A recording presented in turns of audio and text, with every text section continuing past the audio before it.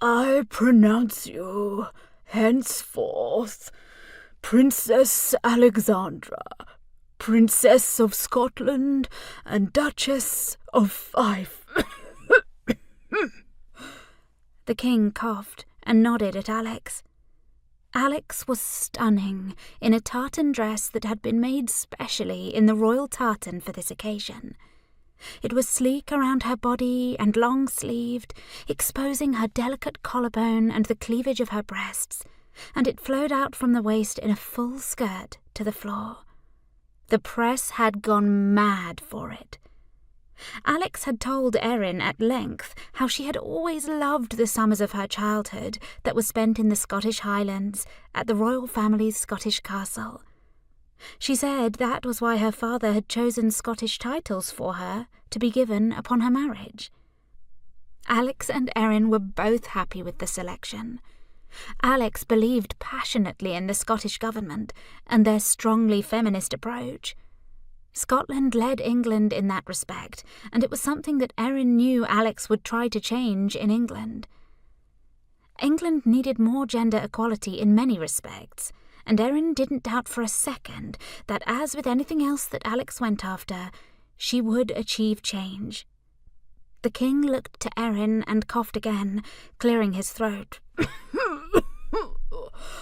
I pronounce you, Sergeant Erin Kennedy, to henceforth be known as Sergeant Erin Kennedy, Princess of Scotland and Duke of Fife.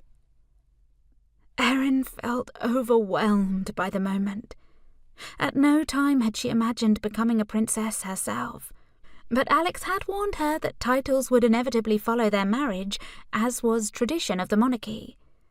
The dukedoms that the king could give were normally reserved for male members of the royal family, but here the king had made exception to give the dukedom of Fife to the wife of his only daughter.